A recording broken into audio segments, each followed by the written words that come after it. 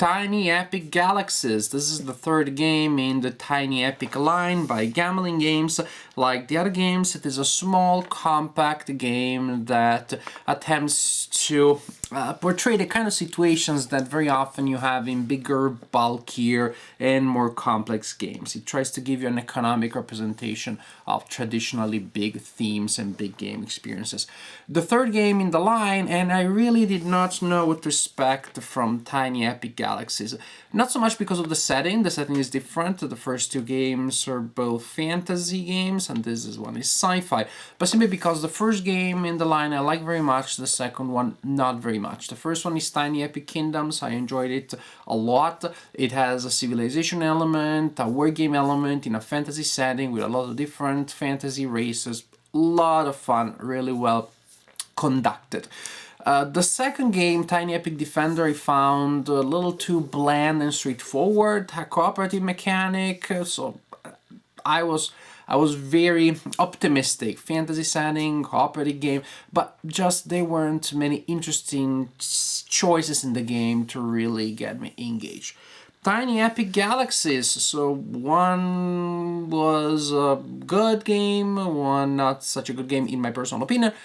Where would this one fall? I don't know. Well, now I do because I played the game, but I cannot tell you yet because I don't want to spoil my conclusions. Tiny Epic Galaxies is a 3x game. Yes, 3x's instead of the traditional 4. In this game, you represent a futuristic civilization that does explore, looking for a new planet, expand and exploits, but does not exterminate. There is interaction among the players, but it's not a frontal interaction. You don't get to attack, battle, or conduct duels against your opponents. It's more about sometimes using game effects that create disadvantageous situations for your opponents, and other times it is about piggyback riding some things that the opponents do, and you get a benefit too, so that minimizes the benefit that they are getting from a certain action because you perform the same action by following. There's a mechanic in the game that allows you to spend some resources to follow an action that an opponent just took. So basically you're simply copying the action, and that's a very important mechanic in the game. So let me show you how the game works, and then we'll see if a small box and 3x's instead of 4 can still make this game as interesting as some of the bigger games of this kind, and also the games of this kind that have more access to them. Each player in the game will have a mat representing their galaxy, and you start the game with 2 ships, and you will start the game by rolling 4 dice each turn. Precisely like you see here at the beginning of this track. During the game you'll be able to upgrade your empire, which will give you more dice to roll each turn and more ships that you can send around the galaxy to do stuff. So you have your initial galaxy here, you have a track that you use to record the number of culture points and the number of power points, energy points that you have.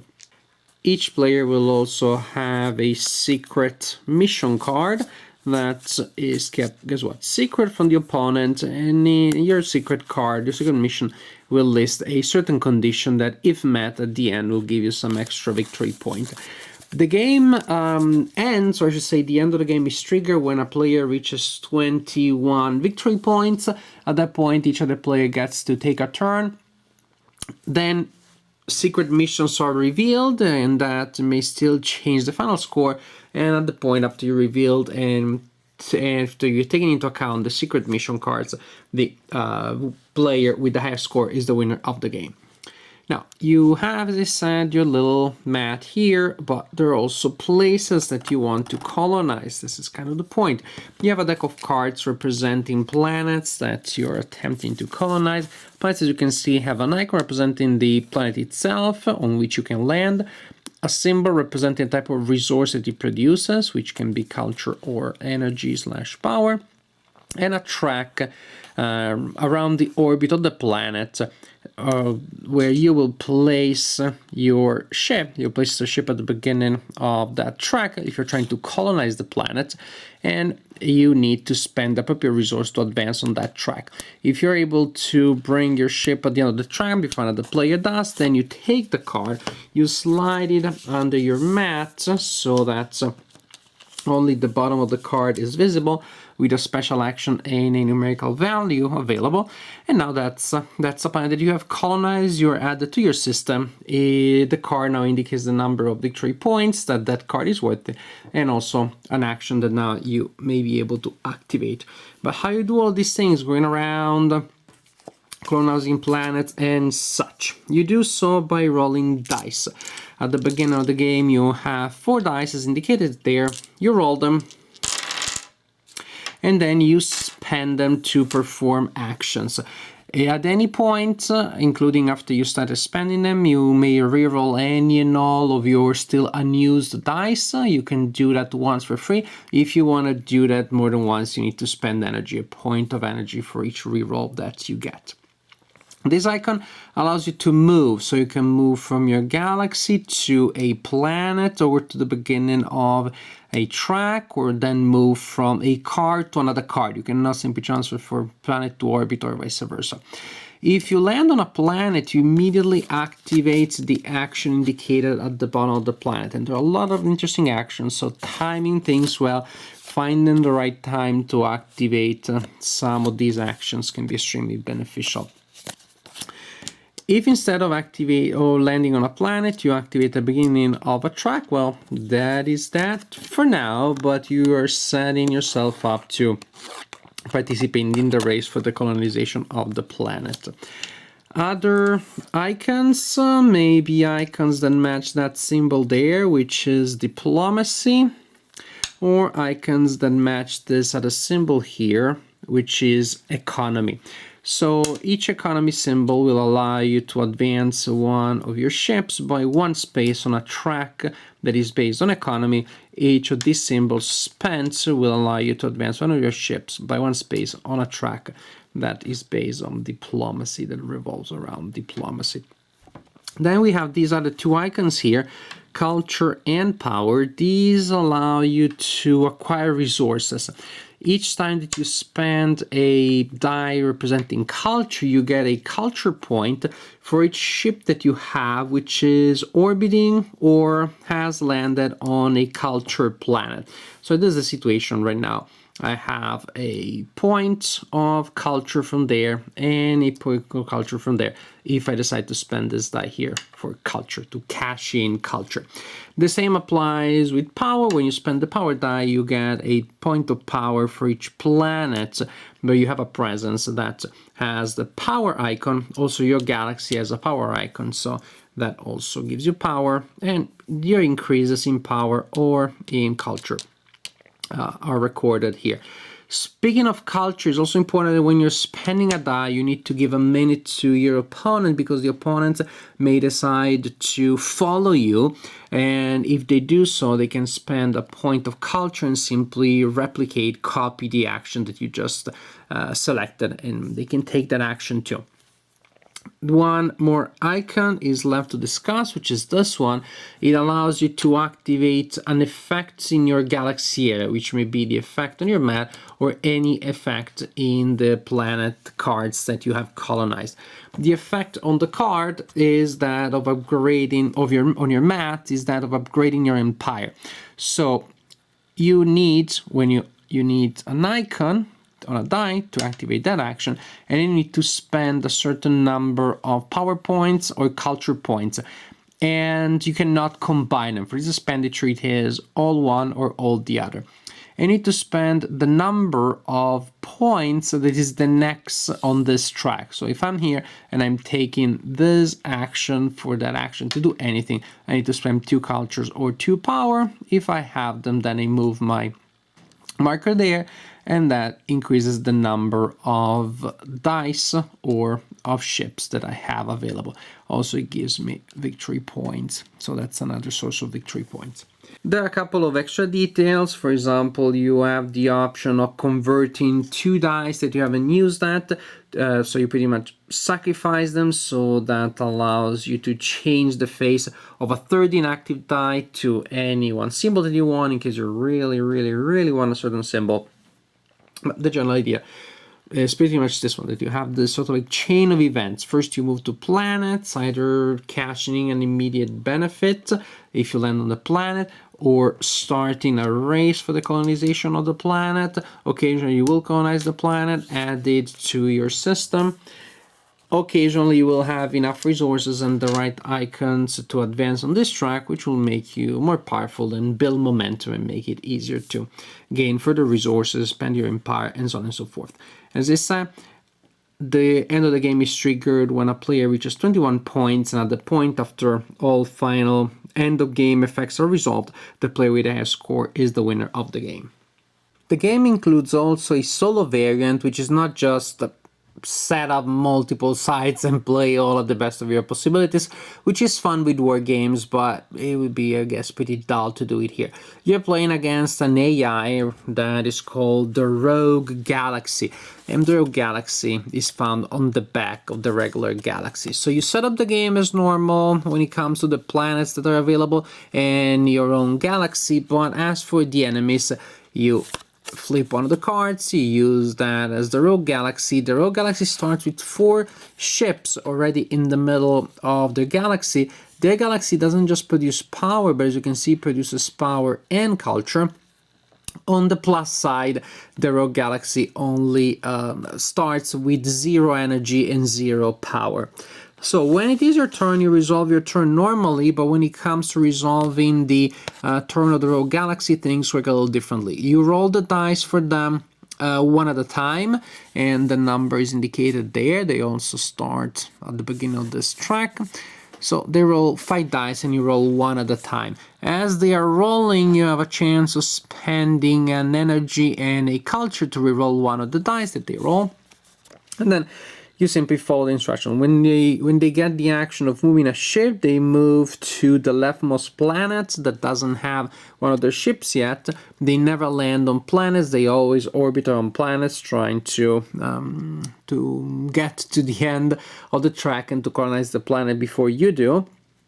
When it's a symbol that advances civilization, so such as an economy symbol or a diplomacy symbol, then that advances, wait for it, brace yourself, all the rogue ships on that type of colony track in the play area, not just one, as it happens when you are using that symbol. When they acquire resources, again, when they use a symbol to acquire energy or culture, they go up on this track, and when they reach the maximum, if they reach the maximum energy, it goes down to 0, but they use all the energy to upgrade on this track here. If they get to the top of the culture track, where they bring the culture to the top of this track, they also spend it all. It's bumped down to 0, but they get 3 actions in return. When they get the utilize colony symbol,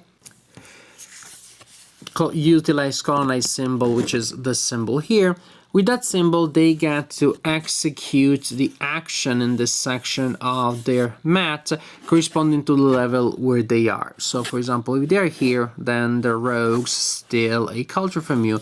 If they're here, they regress one of your ships by -1, and so on and so forth.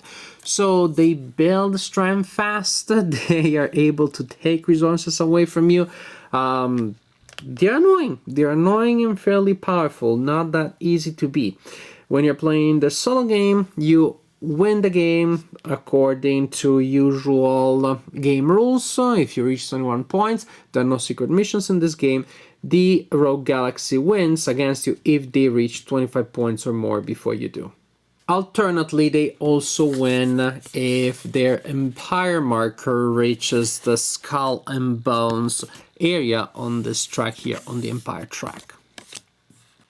I like it. I think that the Tiny Epic Galaxies does a good job of following the premise of trying to give you a civilization type of game in space with some of our traditional access in a small, simple, compact format that does not take too long to play and has a lot of interesting decisions. I really like the fact, especially after disappointing experience with Tiny Epic Defenders, that here there are a lot of different things that you can do. And this is done quite elegantly and economically. When I said there are a lot of different things that you can do, in truth, the list of actions that you can take during your turn is not big. But with different planets available, resulting also in different possible game effects, and promoting races around them, then there are interesting situations there. Because yes, I may have a die that allows me to go to a planet. That's an action, and the action is always the same. But then I'm deciding if I want to get an early advantage in a certain planet that may be very profitable, and I try to have an early advantage on the civilization track, sort of like almost psychologically discouraging the other people. Look, I gained such a huge lead, no one is even there, why would you try to fight me? Or I can try to steal a lead from somebody else, or simply try to get behind them and then maybe in a couple of turns get ahead of them, because in that case, because of the general situation, maybe that choice, which would require me bigger investment of resources, becomes more important because I'm actually trying to prevent an opponent from scoring a lot. So basically there is this relative situational frame that you have here, in the fact that being in a certain position on a track, on a civilization track, means absolutely nothing unless you take into account where the other players are, what the other players are trying to do, and their overall standing in the game. If there is a player that is going to beat me on a small planet that's not worth too many points and the player is behind, well, so be it. But actually there may be other cases where the competition becomes fiercer because the stakes are higher. So you have a pretty linear system of rules and actions, but that result in very interesting interactions, which again are not direct interactions in the sense of like fighting, but the game doesn't feel multiplayer solo at all, because it's not about I score my things, you score yours, and we'll see what happens on the end. If I score, you aren't. If I get a planet, I'm taking it from you. So we're trying to grab limited resources in an environment in which, again, it is about acquiring superiority in more efficient ways than your opponent. To increase the sense of indirect but effective interaction, there is the follow mechanic, which really is important, and in some groups I see how actually that may become one of the drawbacks of the game, which wasn't for me. I definitely enjoyed, but you need to play it with the right people, because if you have people that really are super competitive, they really are trying to analyze everything with the cold mind that a robot would have, but without the speed, then this will result in some painful downtime, because people may simply say, well, just give me a second, because I think that if I think a little bit more, I'll decide what I want to follow or not, and then I want to decide how I'll use my follow action, and I think in that case, If everybody is going to do that every time that everybody takes an action, then just play something else. Play a war game, a monster war game that takes you 100 hours to play, because that will also take a long time, but of course it will be more rewarding than to play what is a simple, light game, but a game with interesting decisions, but if it's not a filler game, but a simple, light, enjoyable game, and turn it into a monster game, turn it into a monster civilization game, then you're totally murdering all the fun that the game can provide you with. So you need to play the game with players that are not sort of like min-max players, that are not absolute optimizers, but that are willing to have a good look, get a sense, follow their guts about what could be a good option, and go with it and see where the situation leads. Also, there may be cases where the players simply do not have the resources that allow them to follow, but I think that the follow mechanic is one that I like very much, because I'm not one of those painful players. I would prefer to play to execute a poor move and to lose a game rather than to make the game unenjoyable for everybody through downtime. So with the right people, the follow mechanic adds spice to the situation. As an extra option, keeps you involved because you're still paying attention to what the other players are doing. You still want to see if in fact grabbing the right moment, grabbing an action, performing an action in the right moment will give a certain advantage. So it keeps you involved, and it does not make the game too slow with the right people. With the wrong people, this could be a deal breaker. This could be the mechanic that makes the game also the unenjoyable, and I would say even unplayable. But in that sense, in that case, then I blame the people, not the game. The game has the potential, with people in the right spirits, of being absolutely enjoyable and entertaining, and one that always keeps you involved and gives you a lot of interesting decisions. So within an engine that is absolutely very lean, very economic, and it still feels very thematic. If anything, one thing, I don't know, the secret mission cards, sometimes those do not play that big of a role, because sometimes you may have a player that has a big lead. That's one aspect that I'm not sure it adds all that much, but it doesn't hurt either. And if you feel that it hurts, then you simply remove them, play without those cards, and then you don't have a problem. So Tiny Epic Galaxies, I definitely enjoy it. There may be groups that won't enjoy it, but I blame it on them. And again, if you're not in the right spirit, you can just break every game, not break the design. That's a different concept. Break the game in the sense of like making it useless, that your group won't enjoy.